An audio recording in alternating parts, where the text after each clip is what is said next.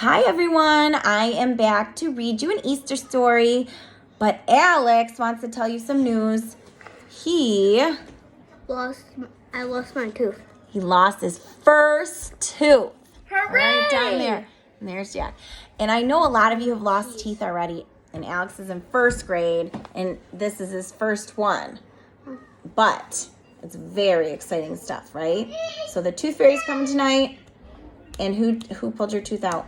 Dad. Yes, he did, and you were very brave. It didn't even hurt.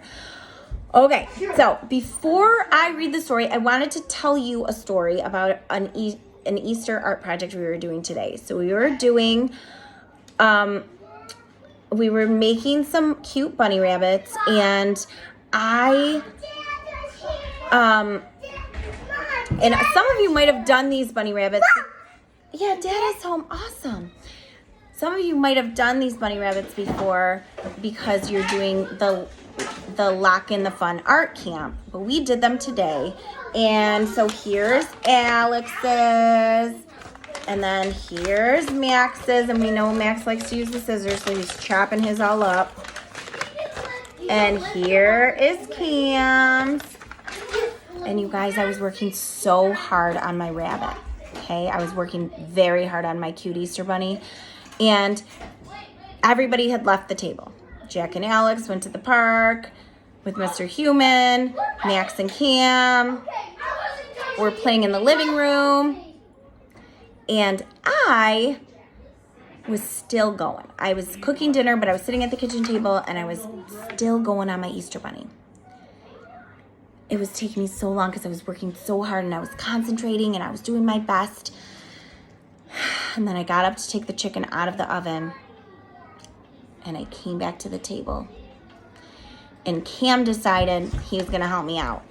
So I was working really hard. It took me a really long time to do all these designs, and then Cam went and scribbled on my mouth and my nose. And I had to carry my own weather because Cam was, oh, thank you. Cam was not trying to be mean. He was not trying to mess up my work.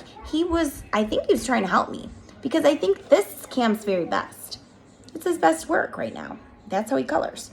So he thought he was doing me a good, big favor, and he was very proud of himself. So I had to I was very sad in my heart because it took me a long time. But I had to think, well, Cam was doing his very best, and he was trying to help me, and I love him, so I'm not going to make him feel sad. So I said, wow, Cam, good job. Wow, thanks for helping me. But I didn't finish it yet. I think I'm still going to finish it and cut it out and put some glasses on it, and I'll just always remember that Cam and I worked on this together. Okay, so tonight I'm going to read you Peter Rabbit's Happy Easter. And it's written by Grace Macaron and illustrated by David McPhill. Do you want to read this with me? No, this. Okay. Well, you're gonna take a bath right after I read this story, okay? Okay? All right. Peter Rabbit was feeling very sorry as he had been a very naughty little bunny yesterday. He had snuck into Mr. McGregor's garden, though his mother had clearly told him not to, and he lost his quite new blue jacket. Now Peter was determined to do something wonderful for his mother so she would see what a good little bunny he really was. Then she would love him more than she loved his sisters, Flopsy, Mopsy, and Cottontail, who never seemed to do anything wrong. And so began Peter Rabbit's exciting Easter adventure. One sunny morning, Peter was walking past Mrs. McMullen's hen house when he saw that there were so many more eggs than anyone could possibly need. So he took a few eggs from the hen house and went along his way. That's stealing, right? By and by, Peter walked past Mr. Holloway's hen house, where he saw that there were many, many more eggs than anyone could possibly need. So he took a few from Mr. Holloway's hen house and went along his way. Mr. Holloway does not look happy about that. Not much later, Peter walked past Mrs. Jones' hen house and saw once again that there were many, many, many more eggs than anyone could possibly need. So he took a few eggs from Mrs. Jones' hen house and went along his way.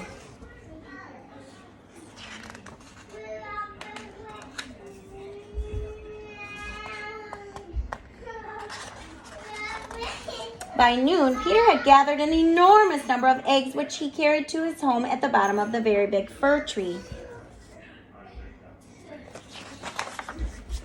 What a good little bunny I am, thought Peter. Mother will be so pleased.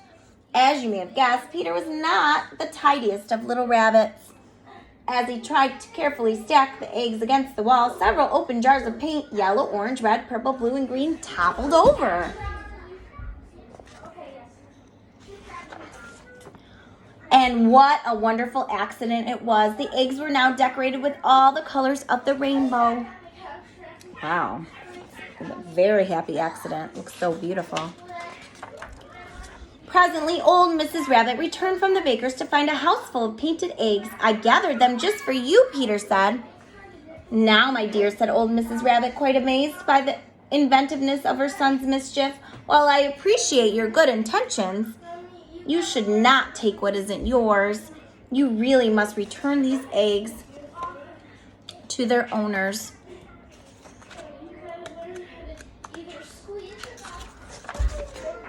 So that night, Peter returned every one of the colorful eggs. Look what he's doing. He's hiding them. And the next day, Mrs. McMullins, Mr. Holloway, and Mrs. Jones' children, along with all the other children of the neighborhood, were delighted by what they found scattered in their gardens, as it happened to be Easter Sunday. And the once quite naughty Peter Rabbit started a new tradition and earned himself a respectable new name. And Peter Rabbit became the Easter Bunny. I did not know that. I did not know that that is how the Easter Bunny started. And Peter Rabbit is the Easter Bunny. That is new to me. I never read that story. That's awesome.